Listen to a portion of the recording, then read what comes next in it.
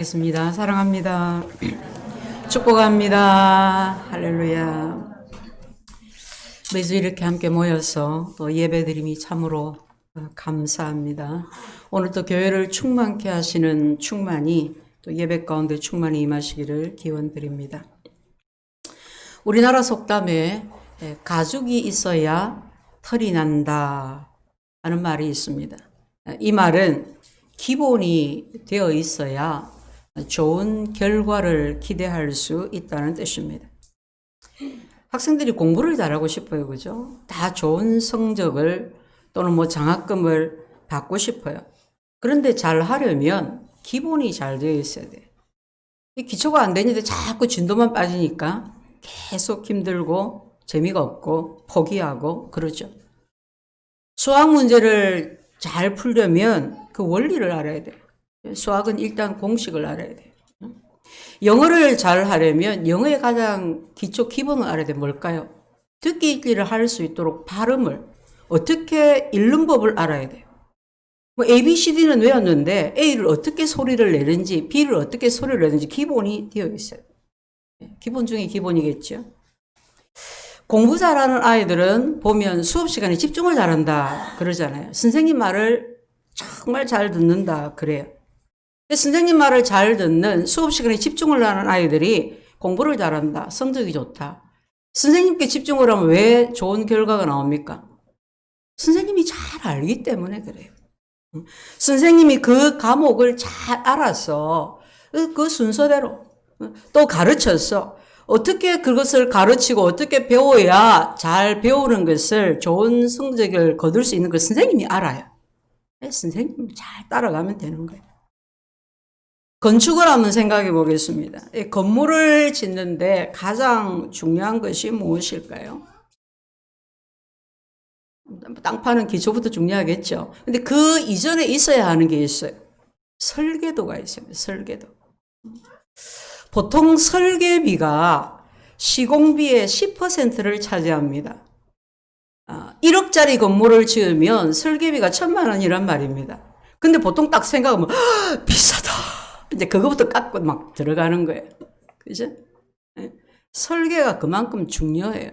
그냥 우리 집 앞마당이 좀 넓어서 저 한쪽 귀퉁이에 창고 그냥 하나 짓자. 그건 설계도 없이도 가능합니다. 그런데 크고 복잡하고 요즘까지 첨단 시설을 갖춘 그런 건물을 지으려면 설계도가 없이는 불가능합니다. 기술이 이 빌딩 정말 잘 지었다. 공사를 맡은 시공자에게 보통 그런 말을 하지만은 사실은 설계자가 받아야 할 칭찬인 것 같습니다. 크고 좋은 건물을 지으려면 반드시 설계도가 필요합니다.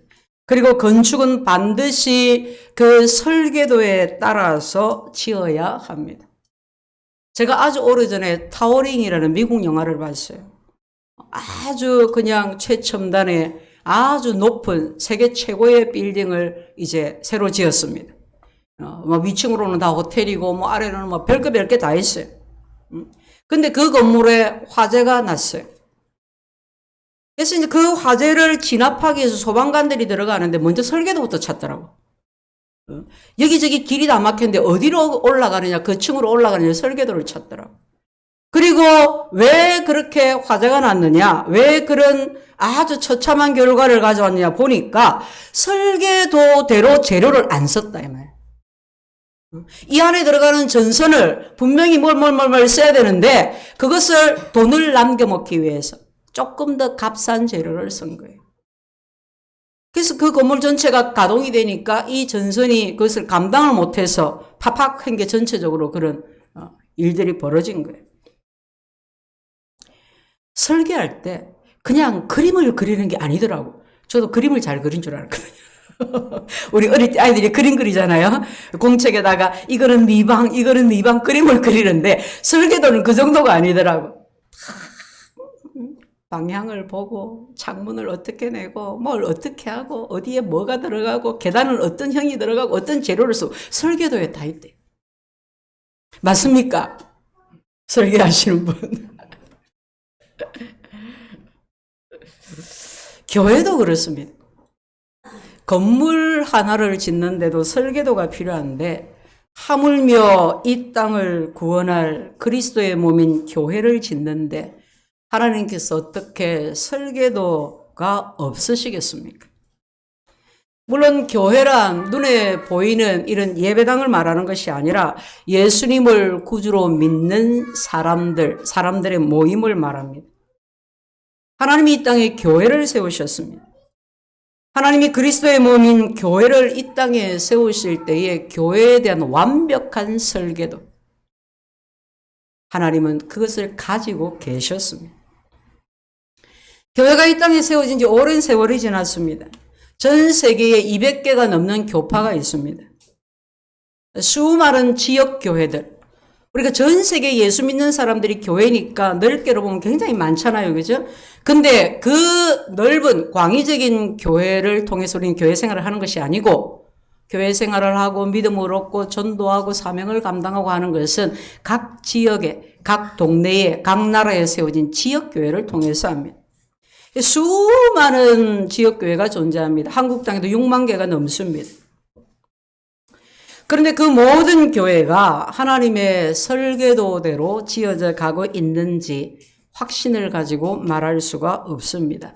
교회 안에서도 공공연히 부실공사가 이루어지고 있기 때문입니다. 하나님은 우리에게 교회에 대한 완벽한 설계도를 보여주셨습니다. 이것이 교회다. 이렇게 교회를 이루어 가야 한다. 그렇게 말씀하셨는데 이 땅의 교회들이 설계도대로 따르지를 않습니다. 그래서 교회가 고통당하고 그래서 교회가 이 땅에서의 영향력을 잃어가고 있습니다. 하나님이 교회에 대한 설계도를 가지고 계신다는 것을 알고 계십니까? 하나님이 그 설계도를 자신의 마음속에 명확하게 가지고 있습니까? 우리 각자가 예수 믿는 믿음을 고백합니다. 교회라고 고백합니다. 우리 각자가 교회입니다. 성경 곳곳에서 하나님이 교회에 대한 설계도를 알려 보여주시는데 가장 구체적이고 완벽한 설계도가 오늘 본문에 나와 있습니다. 사랑하는 성도 여러분, 우리 모두 오늘 이 말씀을 마음에 잘 담아서 정말 하나님의 설계도대로 지어져 가는 이런저런 이유 갖다 붙이고 부실공사하는 것이 아니라 정말 하나님의 마음에 합한 성경적인 교회, 온 세상을 구원하시는 하나님의 진리와 생명으로 충만한 교회가 될 수 있기를 축원드립니다. 그러면 하나님 마음에 있었던 하나님이 우리에게 보여주신 교회는 어떤 모습일까요? 하나님의 설계도에서 보여주는 교회는 어떤 교회입니까? 자, 첫 번째, 모든 성도가 각자 자기 은사를 발견하는 교회입니다. 우리 각 사람에게 그리스도의 선물의 분량대로 은사를 주셨나니. 그러므로 이르기를 위로 올라가실 때 사로잡혔던 자들을 사로잡으시고 올라가셨다 했은즉 내리셨던 것이 아니면 무엇이냐. 막 내리고 오르고 뭐 어떤 분들은 엘리베이터 구절이다. 뭐 청룡열차 구절이다 그러는데 올라갔다 내려갔다 하니까 뭐 정신이 없다는 말이겠죠. 어려운 구절이 아닙니다. 7절에서 바로 10절 하반절을 연결하면 매끄럽게 구절이 연결이 됩니다. 그리스도의 선물의 분량대로 은혜를 주셨나니 10절 하반절 이는 만물을 충만하게 하려 하심이라. 그 가운데는 예수님에 대한 설명입니다. 예수님이 이 땅에 내려오시고 예수님이 올라가시고 그 예수님이 은사를 주셨다. 분량대로 은사를 주셨다. 왜? 교회를 충만하게 하기 위해서. 그죠? 충만하게 한다는 그 구절이 조금 귀에 익은 그런 말씀이죠. 에베소서 1장 23절 보면 교회는 그의 몸이니 만물 안에서 만물을 충만하게 하시는 이의 충만함이니라. 우리가 전구절에서 보았습니다.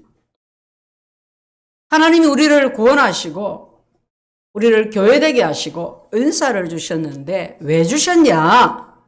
만물을 충만하게 하는 교회. 교회를 온전하게 하기 위해서. 그래서 은사를 주셨다는 것입니다. 우리 7절 본문 말씀 그 앞에 그러나가 생략되었습니다. 그러나 우리 각 사람에게 하나님이 우리에게 은사를 주셨습니다. 각 사람에게 주셨습니다.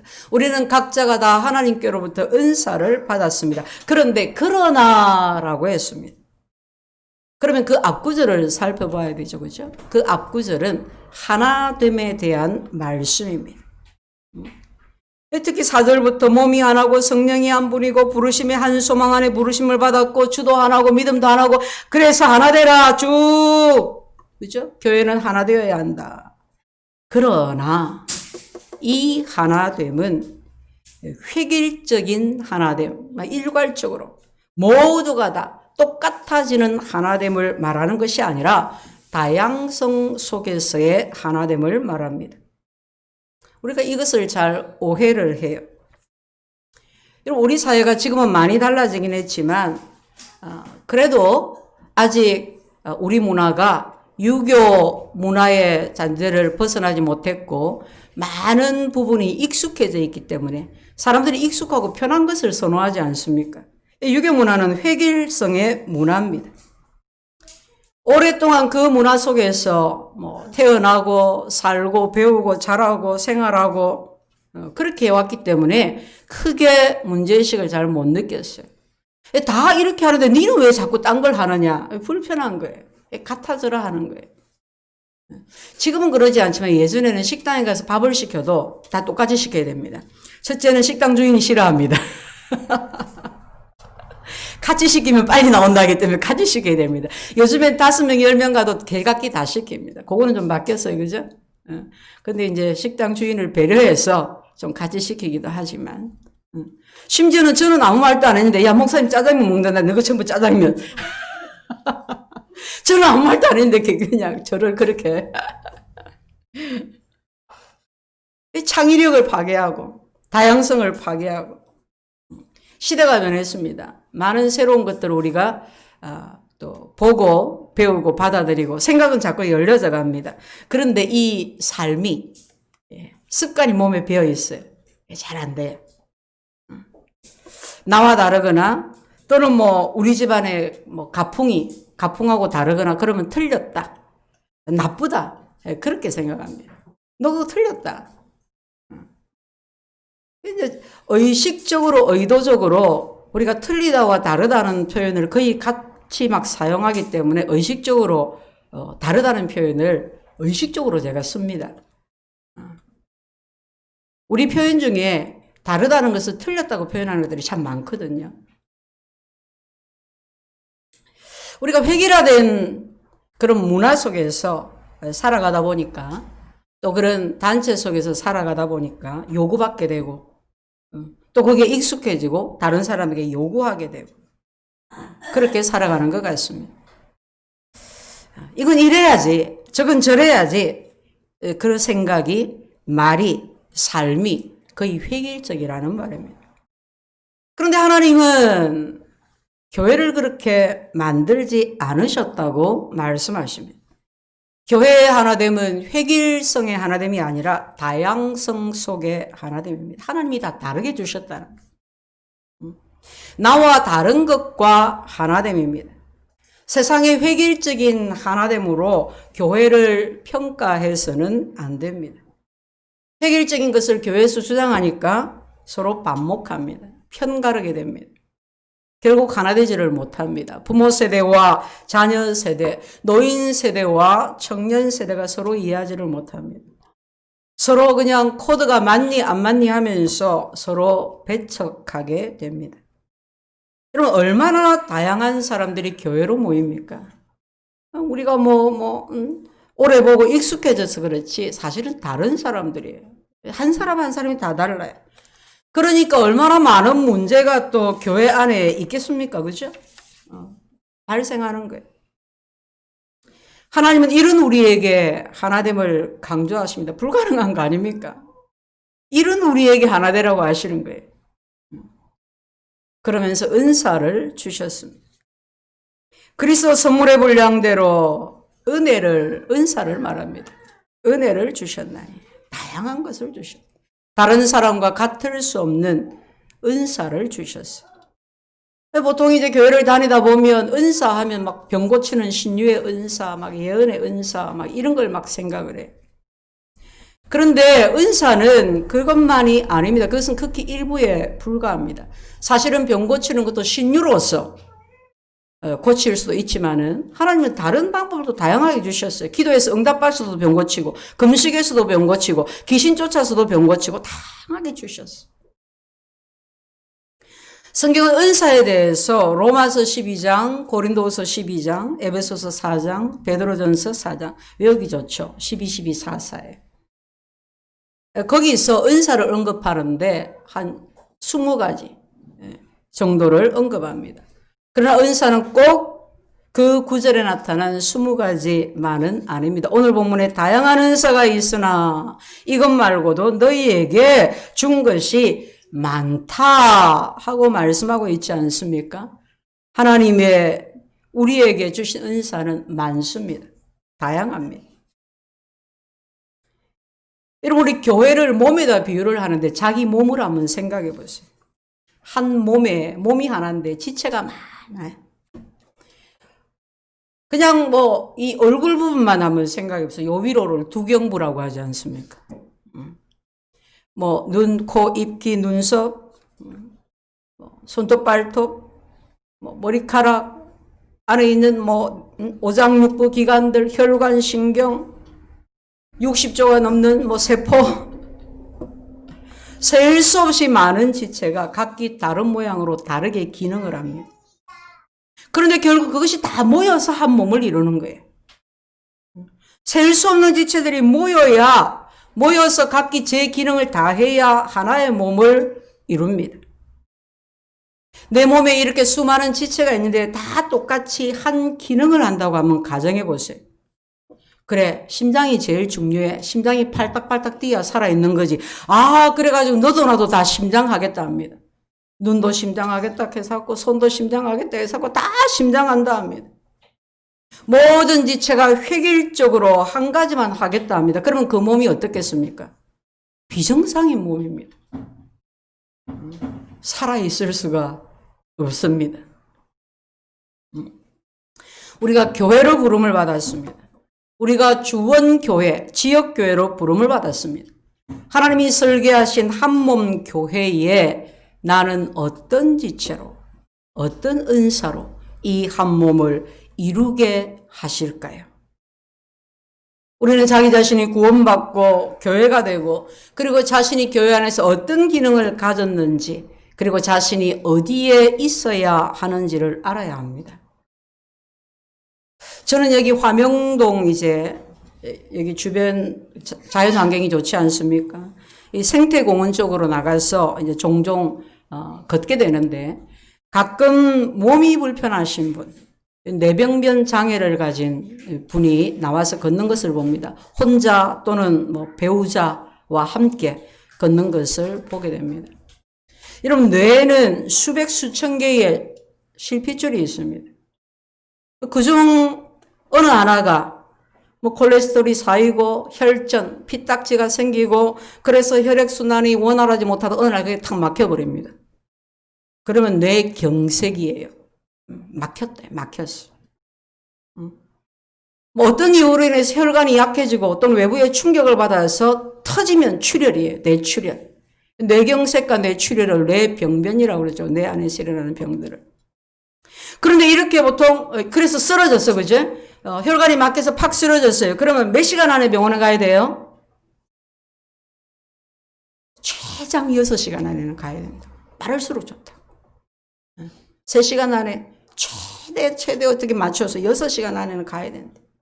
그래서 막혀진 혈관을 뚫어야 됩니다. 혈관 용해제를 쓰고 뭐 긴급하게 아니면 수술을 하고 막 그렇게 해야 됩니다. 그게 안 되면 뇌가 죽어요. 죽은 뇌는 영원히 살릴 수가 없습니다. 실핏줄 하나가 딱 터지면 그 부분에 있는 뇌가 죽습니다. 오른쪽에 있는 뇌가 죽으면 몸의 왼쪽이 마비가 됩니다. 왼쪽에 있는 뇌가 죽으면 몸의 오른쪽이 마비가 됩니다. 만약에 어느 기능을 담당하는 쪽에 실핏줄이 터져가지고 그 부분에 뇌가 죽으면 어떻게 돼요? 말을 못하게 됩니다. 그렇죠? 원인이 뭡니까? 실핏줄 하나가 자기 기능을 상실했기 때문입니다. 여러분, 우리 몸에 어떤 하찮은 것도 없습니다. 실핏줄 하나가 막히면 몸이 마비가 되고, 몸이 마비가 되면 마음은 어떻습니까?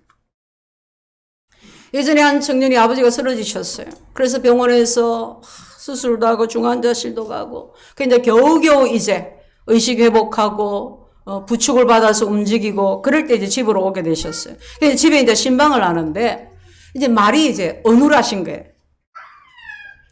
본인이 그 마음에 하고 싶은 말을 하는데 못 알아듣는 거예요. 몸을 움직이고 싶은데 안 움직이는 거예요. 얼마나 답답하겠어요. 그래서 그 아버지가 울어요. 붙잡고.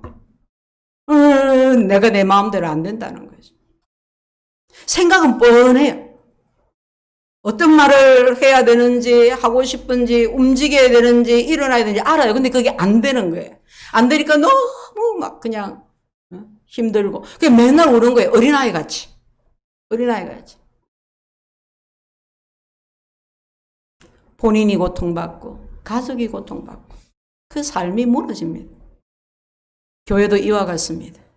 나 한양 그냥 왔다 갔다 하는데 별일이 있겠어? 나는 그냥 조용히 와서 그냥 예배 드리고 조용히 가는 거지.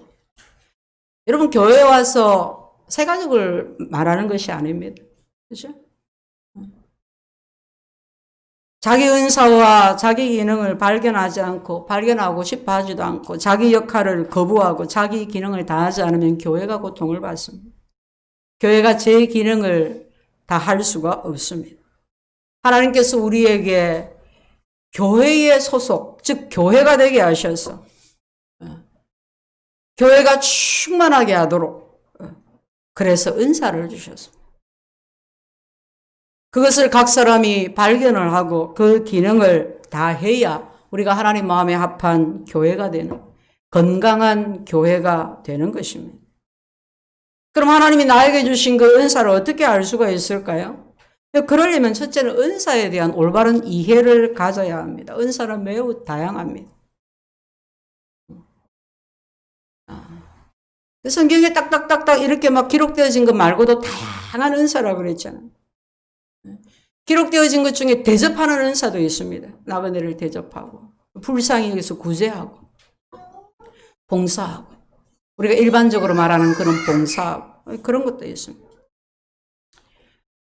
제가 어느 날 이제 그 청년들의 이제 모임에서 보니까 정말 이제 믿음이 아직 어리고 교회를 잘 모르고 하는 청년이 하는 질문은 굉장히 답답할 수 있고 귀찮을 수 있고 이래요. 계속 막 똑같은 걸 물어서고 이러면은 그런데 그 가운데 한 청년이 굉장히 성실하게 아주 꼼꼼하게 아주 차분하게 설명을 해주고 있더라고요. 저는 그 청년에 대해서 새롭게 발견했어요. 그런 부분이 있더라고요. 저 아이의 은사가 저기 있구나. 우리 막 밖으로 나타나고 막 그냥 움직이고 막 이래야 뭔가를, 그죠? 믿음이 좋고 잘하고 그런 은사를 갖고 싶고 막 그렇죠. 근데 그렇지 않아요. 딱 자기 기능, 자기 역할이 있어. 두 번째는 은사를 알려면 기도해야 합니다. 하나님, 저를 우리 교회에 어떤 지체로 불러주셨습니까? 내가 눈의 역할, 코의 역할, 아니면 귀간지, 제가 무엇을 해야 할까요? 그렇게 무릎 꿇고 기도해야 합니다. 기도 없이 은사를 발견할 수 없습니다. 세 번째는 자기 자신을 잘 성찰해야 합니다. 뭘 성찰해야 되느냐? 내가 뭘 할 때 기쁜지, 또 내가 뭘 잘하는지를 살펴야 합니다. 여러분, 이 두 가지가 다 필요합니다. 기쁨을 느끼는 것 중요합니다. 그죠? 그러나 잘할 수도 있어야 합니다. 어떤 분이 자기가 음치예요. 어떻게 할 수 없는 음치예요. 근데 음악을 너무 좋아해. 너무 좋아해. 그냥 음악을 너무 좋아해요. 막 듣고 하고 막 너무 좋아해, 그냥. 응? 하루 종일 아무것도 안 하고 밥도 안 먹어도 그 속에 있으면 막 그냥 하늘을 날 것 같아요. 그래서 자기가 찬양단 하겠다고, 성가대 하겠다고 그럽니다. 여러분, 그러면 다른 사람이 고통을 받을 수가 있습니다. 물론 잘 못하지만, 부족하지만, 필요에 의해서, 요청에 의해서 할 수 있어요. 뭐, 큰 교회는 사람이 많잖아요. 다양하잖아요. 우리는 반주자가, 우리 임순환 집사님이 쭉 혼자서 열심히 그 자리를 지키는데, 반주자가 너무 많아. 너무 많아서 싸운다 하더만요. 그래서 이렇게 그런 은사가 많으면 그 속에서 또 이렇게 잘 또 선택이 되어서 또 하지만은 또 그렇지 않은 경우에 아무도 없어. 뛰어난 사람이 없어. 그래도 해야 돼. 그러면 못해도 해야 되는 거예요. 순종해서. 그럼 하나님이 그 부분을 잘할 수 있게 해주세요. 그럼 그 사람 말고 더 잘하는 사람을 보내주시든지 아니면 계속해서 네가 하라 하시든지. 그게 은혜고 은사입니다. 네 번째는 다른 사람과 상의해야 합니다. 다른 그리스도인, 나보다 신앙이 좋은 사람, 목사님에게 물어봐야 합니다. 내가 교회에서 뭘 섬기고 싶은데 어떤 부분을 내가 잘할 수 있겠습니까? 또 어떤 부분에 나 같은 사람이 또 해도 되겠습니까? 그죠? 그렇게 해봐요. 은혜를 받고 나는 신학교 가서 목사 되겠다. 은혜를 받고 나는 선교사 되겠다. 저는 그런 분들은 더 자세히 살펴봅니다. 정말 목회에 또 선교사에 소명이 있는지 그리고 은사가 있는지 기간을 두고 여러 가지 방법으로 신중하게 살펴봅니다. 교회 안에서 여러 직분을 줘봅니다. 근데 이 안에서는 아무것도 안 하고 성실하지 않은데 자꾸 뭔가를 하겠다고 그래요. 그죠? 주의 일은 그렇게 할 수가 없어요. 미국 교계는 이제 목사가 되고 안수를 받고 목회를 하는데 목회가 너무 안 되는 거예요. 그러면 다시 기도해보고 내가 목회자로서의 은사가 없다고 판단이 되면 즉각 그 직을 내려놓습니다. 다른 거 합니다. 평신도로 섬깁니다. 그럼 우리나라는 한 번 목사는 영원한 목사예요. 좀 생각을 바꿔야 돼요. 목회에서 안 되는데, 목회에서는 안 되는 사람인데, 안 되는 것으로 자꾸 보여지는데, 계속해서 하는 거예요. 그래서 가족이 고통을 받아요. 물론 본인도 그렇겠고, 교회도 그렇고. 목회하다가 내가 다른 일을 하면 하나님께서 내게 벌 주신다고, 징계하신다고, 그런 생각들이 많기 때문입니다. 어떤 선교사님이 그 지역에 갔어요. 그 선교사로 갈 때까지 얼마나 많은 시간 동안 배우고 훈련하고 했겠어요. 근데 그 선교지에 갔는데 도저히 그 음식이 안 맞아요. 도저히 그 지역의 환경과 풍토가 안 맞아요. 그래서 날마다 죽을 맛으로 사는 거예요. 죽을 맛으로. 그래서 제가 그랬어요. 기도해서 하나님께서 당신 입맛을 고쳐주시고 체질을 고쳐주시고 그래서 그곳에 있게 하시든지 아니면 딴 데 가야 된다. 다른 지역으로 가든지 선교에서 내려놓고 다른 거 하든지. 믿음으로 억지로 참고는 하는데 그게 한두 번 해서 되는 일은 아니고 계속 그렇더라면 계속 그래 시들어가는 거예요. 아무 기쁨이 없는 거예요. 죄. 우리는 소명 자체를 검토해봐야 하는 때가 있습니다. 그런 사역자들 경우에 소명을 잘못 받을 수도 있어요. 나는 소명이 없는데 엄마 아빠가 믿음이 좋아가지고 내 배 안에 있을 때 서원을 해가지고 하나님은 그 본인을 알게 하십니다. 처음에는 몰랐어도 나중에는 하나님이 그 자신을 부르셨는지 안 부르셨는지 알게 하십니다. 그런 확신 없이 아무것도 할 수가 없어요. 그래서 그럴 때 믿음의 사람과 상의를 해야 합니다. 혹시 내 은사가 아닌 일을 내가 선택했을 수가 있기 때문입니다. 하나님이 교회의 설계도에서 가장 중요한 것은 하나님이 나에게 주신 은사가 무엇인지를 발견을 하는 것입니다. 하나님 나에게 은사가 무엇인지 알게 해주세요 하는 것 자체가 벌써 주와 주의 교회에 대해 마음이, 믿음이 그만큼 열려 있다는 거죠. 그만큼 주님께로 가고 있다는 거죠. 두 번째는 은사에 따라 사역을 감당하는 교회, 즉 봉사하는 교회여야 합니다. 보통 평균적으로 교회가 성도의 한 10%가 움직인대요. 봉사한대요. 30%만 움직여도 건강한 교회래요. 그렇게 움직이는 교회, 봉사하는 교회, 건강한 교회. 본문에서는 이 사도를 12제자를 지칭하는 의미로 쓰였습니다. 당연히 오늘날 이와 같은 사도는 없습니다. 선지자도 더 이상 존재하지 않습니다. 선지자는 구약시대에 있던 사람입니다. 오늘날 존재하는 사람은 복음 전하는 자와 목사와 교사. 복음 전하는 자는 목회하지 않고 복음만 전하는 사람입니다. 목사 안수를 받았어도 복음만 전하는 사람이에요. 해외 같은 경우는 목사 안수 안 받고 그냥 평신도로 복음만 전하는 사람도 있어요. 복음만 전한다.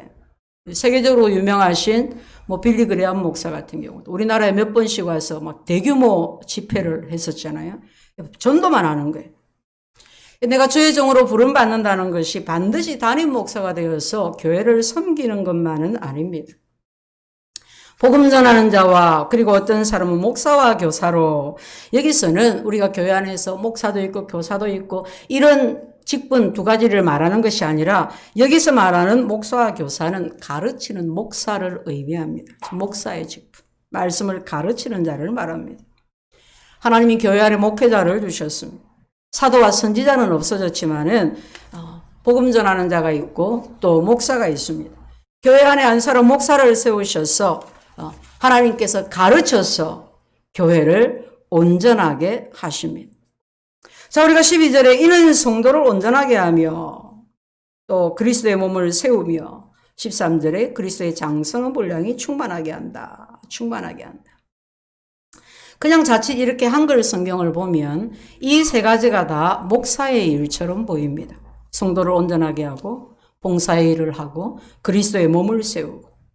근데 성경학자들은 이 구절을 놓고 번역에 오류가 있다. 오류를 발견했습니다. 헬라어 원문의 쉼표 하나를 잘못 번역했기 때문에 이렇게 보게 되었다는 것입니다. 한글 성경 그대로를 적용하면 이 말씀은 이런 겁니다. 운동 경기에 비유하자면 목사는 운동 경기에서 경기를 뛰는 선수고 교인들은 그 경기를 지켜보는 관중이고 관중이 경기 보러 경기장에 가죠. 교인들이 예배를 드리러 교회당에 갑니다. 경기장에 들어가려면 입장료를 삽니다. 교회와 들어와서 헌금을 합니다. 그리고 앉아 있습니다. 입장료 내고 관람하듯이. 선수들이 잘 뛰면 박수와 환호를 보내고 잘못하면 야유하고 똑똑한 관중들은 선수를 코치까지 해줍니다. 목사가 설교 잘하고 신방하고 그래서 교인이 회복되고 막 그러면 칭찬하고 그렇지 않으면 판단하고 비난합니다. 그러는 사이에 선수는 이 목사는 축구라고 뛰다가 지쳐버립니다. 하나님의 설교도와는 완전히 다른 모습의 교회입니다. 번역이 오류라고 했는데 그럼 어떻게 번역되어야 하느냐? 쉼표를 잘 찍어야 합니다. 어떤 사람은 사도로, 어떤 사람은 선지자로, 어떤 사람은 복음 전하는 자로, 어떤 사람은 목사와 교사로 삼으셨으니 이는 성도를 온전하게 하여 콤마 찍어야 돼요. 목사가 뭐하냐? 성도를 온전하게 하고 콤마. 그 다음에 성도는 그리스도의 몸을 세우고 봉사의 일을 하고. 이게 성도가 하는 일이다. 성도를 온전하게 하는 일은 목사의 일이고 그 다음 온전하게 된 성도가 봉사하고 몸을 세우는 것입니다. 교회 안에 여러 직분이 있습니다. 또 교회 안에 여러 모습으로 봉사를 합니다. 어떤 분들은 교회 와서 밥하고 청소하고 안내하고 이걸 굉장히 하찮게 허드렛 일처럼 생각합니다. 그렇지 않습니다. 이 일들은 직접적인 사역이 아닐 수는 있지만 제 지인 권사님은 그러더라고. 청년 때 친구가 전도를 했는데 교회 가면 밥 준다는 말 듣고 교회 갔대요. 밥 준다 해서 교회 갔다가 예배 드리고 밥 먹는 재미로 교회 다니다가 바른 믿음을 갖게 되고 믿음 생활을 하게 되었다고 그래요. 직접적인 사역은 아닐 수 있지만 교회를 가니까 안내위원 집사님이 얼마나 친절하게 인사하고 안내해주고 이런 부분에 마음이 열리는 거예요. 믿음을 가질 수 있는 길이 되어지는 거죠. 아이들을 잘 보살펴주고 이런 것들이, 그죠? 이게 허드렛 일이 아니다. 봉사의 일이라는 헬라어 단어는 목사에서 파생이 되었습니다.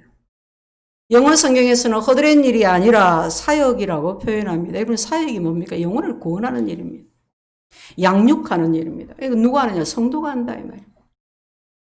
목사는 성도가 그렇게 잘할 수 있도록 온전하게 만드는 것입니다. 온전하게 한다는 것은 구비한다, 훈련시킨다는 것을 말해요. 성도는 선수입니다. 사역을 하는 겁니다. 목사는 코치와도 같습니다. 훌륭한 선수로 만들어주는 것입니다. 교회 안에서 제자 훈련도 하고 리더 훈련도 하고 목사의 목회 철학이 제자 비전에 있어가지고 제자 훈련을 하고 그래서가 아닙니다. 하나님이 설계하신 대로 짓기 위해서입니다. 사랑하는 성도 여러분, 우리 한 사람 한 사람 모두 온전한 봉사자, 온전한 사역자가 되어야 합니다. 하나님 마음에 있는 교회의 모습이 바로 이런 것입니다. 세 번째는 그리스도의 분량까지 성숙한 교회입니다. 그리스도의 장성한 분량까지 성장해 가고 있는지를 어떻게 알 수가 있겠습니까? 우리가 13절까지 읽었는데 14절에 나와 있습니다. 14절이 기준입니다. 어린아이가 되지 아니하여. 복음서에 어린아이같이 되라고 하신 말씀이 있지만 여기서는 반대로 어린아이가 되지 말라고 합니다.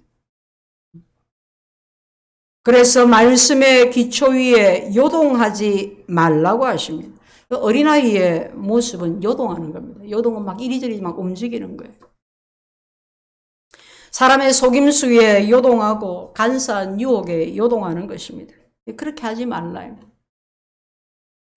고뇌악신을 가지고 몇 년을 교회 다니고 성경 공부 열심히 하고 그래놓고 잘못된 교리에 속아가지고 어디 집회 한번 갔다 오고 어디 기도원 한번 갔다 오고 순식간에 사람이 확 바뀌어버리는 경우가 있습니다.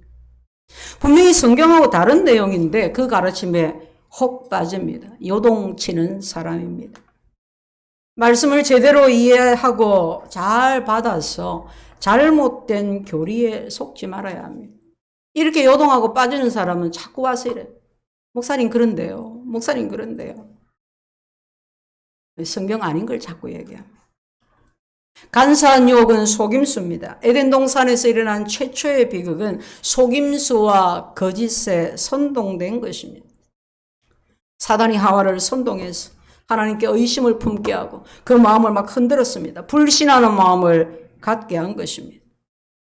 어느 누가 하나님과 교회에 대해서 그럴듯한 말로 선동을 한다 해도 어린아이처럼 흔들려서는 안 됩니다. 요동하지 마십시오. 자기 자리를 지키십시오. 내 자리, 내 봉사의 자리, 내 사역의 자리를 굳게 지킬 때 우리는 그리스도의 장성한 분량까지 다다를 것입니다. 그래서 우리는 하나님의 설계도대로 지어진 하나님의 놀라운 사랑과 은혜를 이 땅에 전하는 교회가 될 것입니다. 기도합시다. 하나님 감사합니다.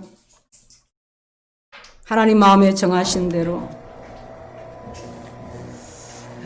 우리를 불러 구원해 주시고 교회 되게 하심을 감사합니다.